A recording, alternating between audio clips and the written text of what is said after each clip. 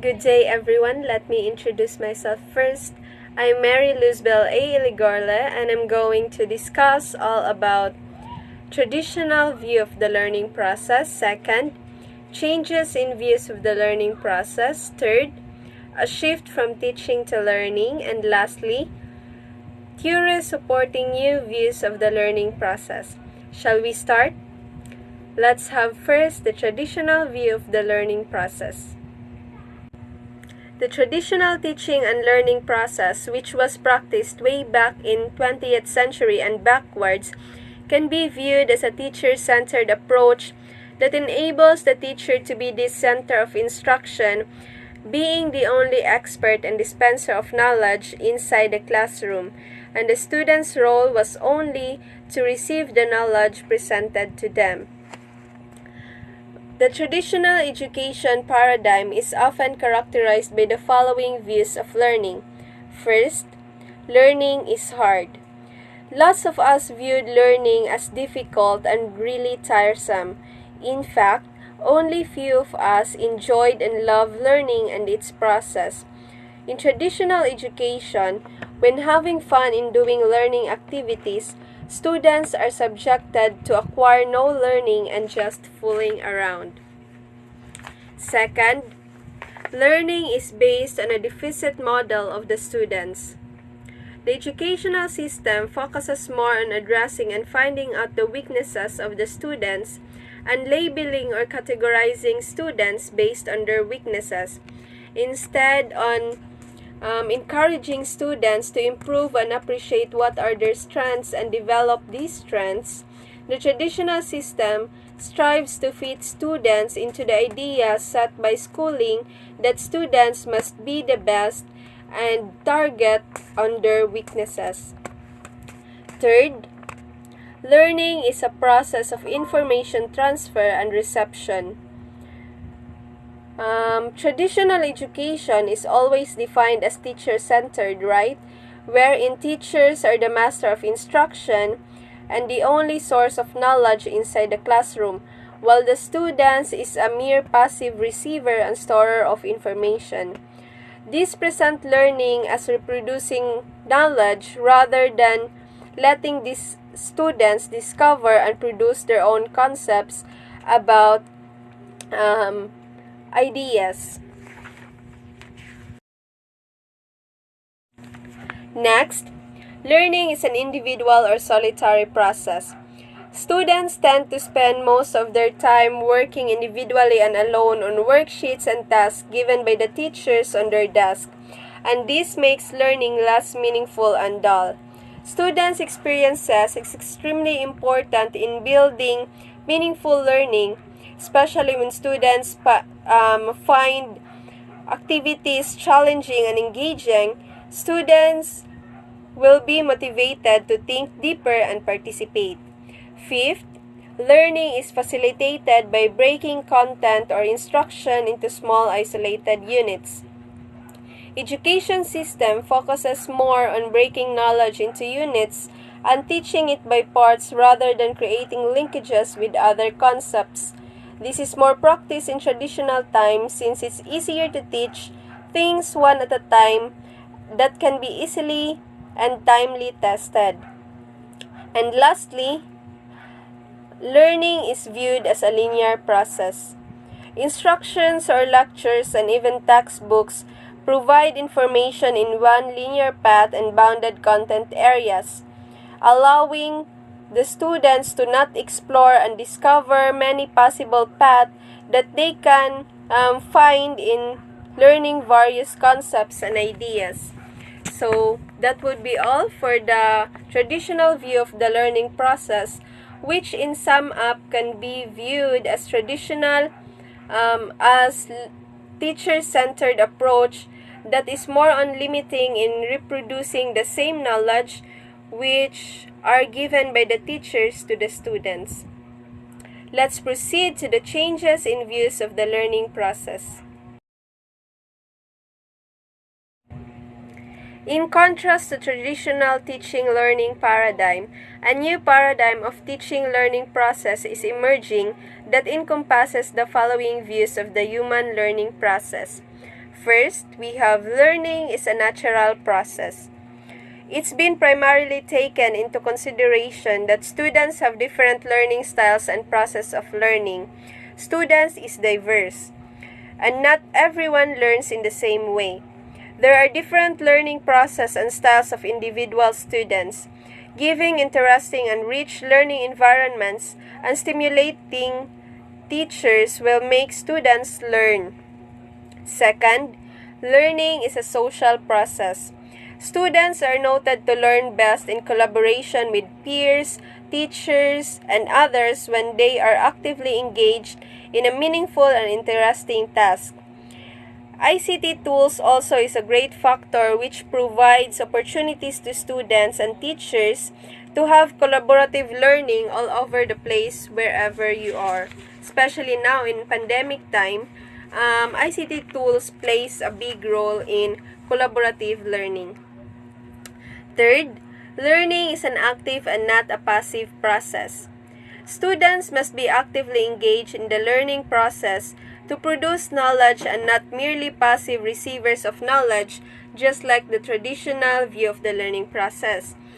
This contradicts the traditional view of learning process that allows students to move forward towards competence and be actively engaged in learning process such as solving real-life problems, scientific researches and experiments, and giving hands-on activities and tasks which produces knowledge and experience to students. We also have learning may either be linear or non-linear. The mind may attend to and process many different types of information simultaneously. Cognitive theory and researchers sees learning as a reorganization of knowledge structures. Students can learn by combining or rearranging collections of schema and cognitive maps and create connections between ideas. There are knowledge domains which works best when taught in a linear approach, but not all learning can be possible when done linearly. Fifth, learning is integrative and contextualized. The learners must discover relations among knowledge with the aids of teachers to help them in several ways to be able to make connections and integrative learning or knowledge. Prabram's holistic brain theory find out that information presented globally is more easily assimilated by students than information presented in sequence and units, unlike the traditional learning process. Learners must be encouraged to discover connections and integrate knowledge. Sixth, we also have learning is based on a strength model of students' abilities, interests, and culture. Unlike the traditional system which targets to find out weaknesses of students, in contrast to remedial and standardized concept of instruction, diversity and individual differences are valued and learning process is designed to build on the strengths and assets of the learners rather than remediating weaknesses. Seventh and lastly, we have learning is assessed through task completion, products, and real problem solving of both individual and group efforts. Rather than simply evaluating students through paper and pencil tests, assessments are done using portfolios of actual performances and work in both collaborative and individual learning tasks. Giving hands-on tasks and letting students to solve problems will help students to involve real-life situations and create more meaningful learning. Since it will not only build creativity among students but also letting them think critically on their own or within a group. The change in views of the learning process centered more on the development of students, unlike the traditional learning process. As we can observe, today's students no longer want to be passive recipients of information in the transfer model of learning. Rather, they want to be active participants in the learning process, and this will most likely result to lifelong learning. which is the main aim. Let's now proceed to the shift from teaching to learning. A shift from teacher-centered instruction to learner-centered instruction is needed to enable students to acquire the new 21st century knowledge and skills, which is the aim of today's education. As what you have learned earlier, traditional education is much far from today's education. Let us look at the table. In first column, we have the fundamentals of teaching-learning process. So we have classroom activity, teacher's role, instructional emphasis, concepts of knowledge, demonstration of success, assessment, and technology used. In the second column, we can see how teacher-centered learning environment works, and in third column, we have the learner-centered learning environment. From this, we can be able to differentiate the two learning environments and give emphasis to the shifting that's been happening.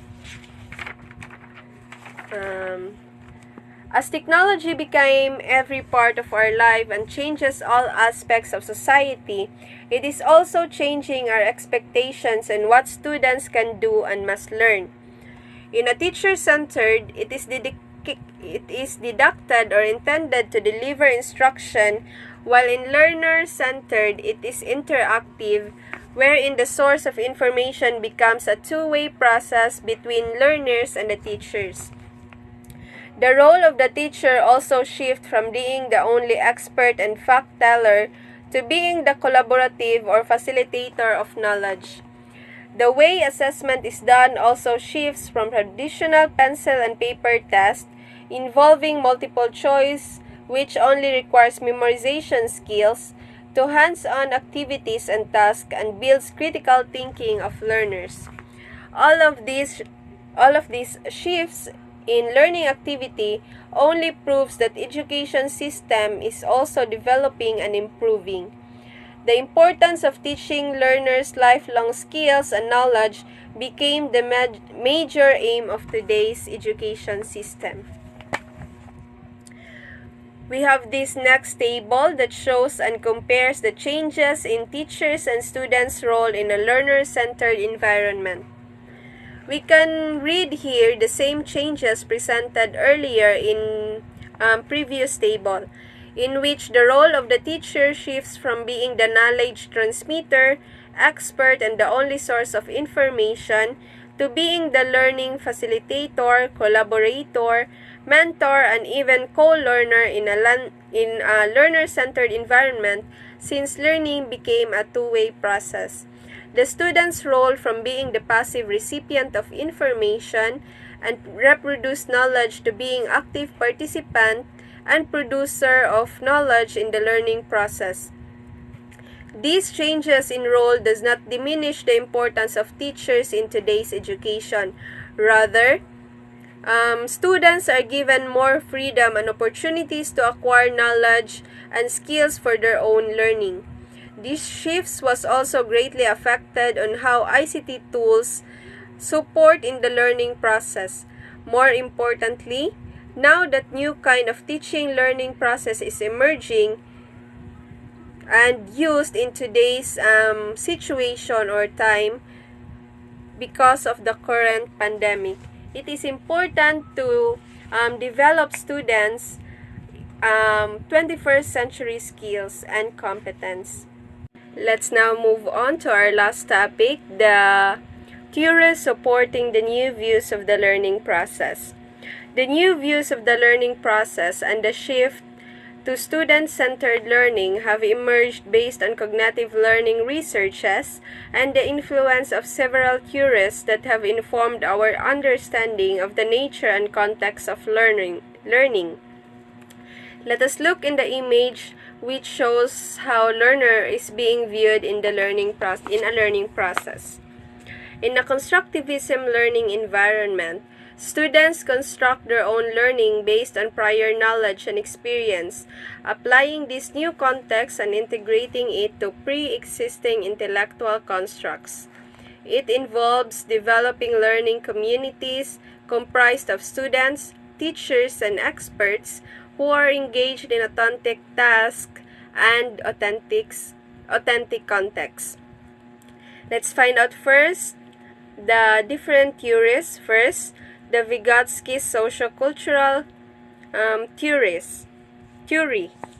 Vygotsky's sociocultural theory of human learning describes learning as a social process and the origination of human intelligence in society or culture.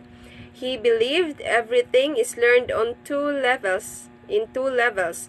First, through interaction with others, and second, integrating the knowledge in individual's mental structure. So, for example, a learner may acquire new knowledge while interacting to people.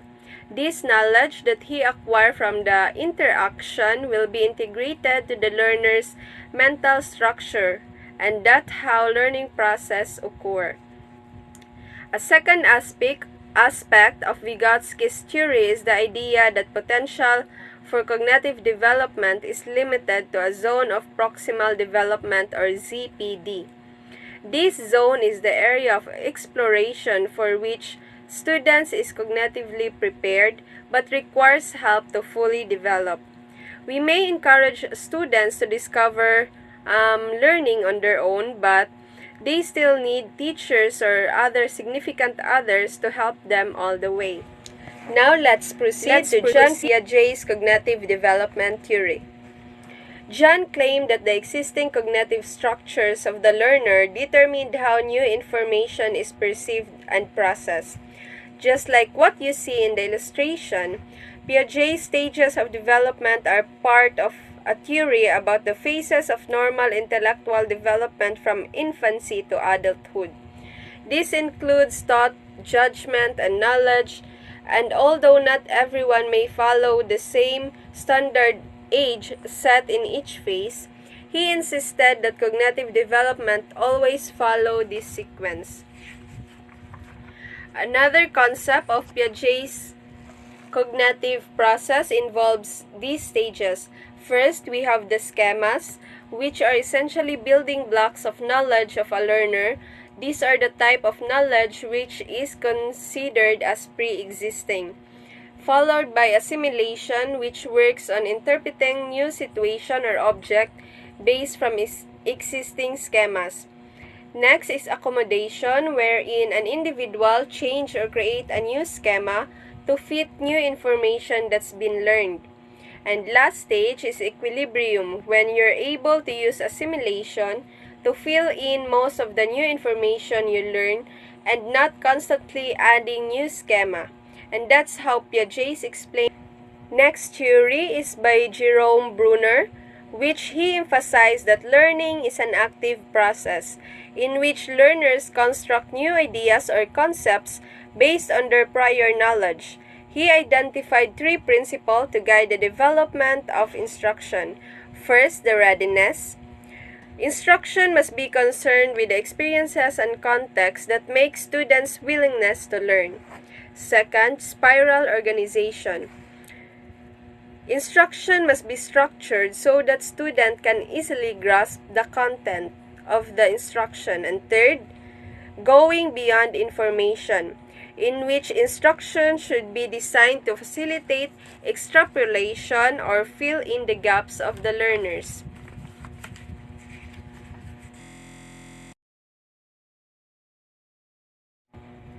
We also have another theory, the problem-based learning, which aims to develop the learner's higher thinking order skills by providing students authentic and complex problems and cases through the process of collaboration, articulating theories, creating hypotheses, and critically discussing the ideas of others.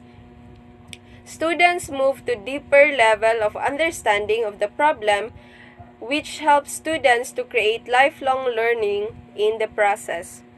Another theory is the anchored instruction, an approach designing instruction that is anchored in a real-world context or problem or solution. Technology has been used to help create real-world contexts and situations. Unlike before, without technology, students cannot visualize lots of content being taught by the teacher. But with the use of technology tools such as projector, LCD, and television, presenting images and videos are normalized as part of teaching. In that way, students would be able to easily recognize what are being taught by the teachers. Next, we have distributed cognition, which emphasizes that cognitive growth is fostered through interaction with others and involved dialogues and discourse. Developing shared understanding, as what I've said earlier, through interaction with others, we were able to learn different contexts and absorb it in our mental structure. We are almost done. Let's proceed to cognitive flexibility theory, which asserts that people acquire knowledge in ill-structured domains by constructing multiple representations and linkages among knowledge. It also notes that learners revisit the same concepts and principles in a variety of concepts. That's why in today's education, integrative learning approach is more practiced when developing curriculum and instruction. In cognitive apprenticeship, instructional process in which teachers, more experienced or knowledgeable peers provide scaffolds to support learners. Cognitive growth and development, just like in other theories of learning, social interaction plays a major role in learning. And last but not the least, we have self-regulated learning, wherein learners are those who are aware of their own learning. They are aware of their own knowledge and understandings, and it combines self-observation, self-judgment, and self-reaction. Students are well aware in their own development and how they process learning. All of these theories undergird the new views of the learning process and help the new pedagogies of learning. Ultimately, the power of ICTs plays a major role that create rich and new and engaging learning environments for students. I guess that would be all for my discussion. Thank you for listening and have a great day.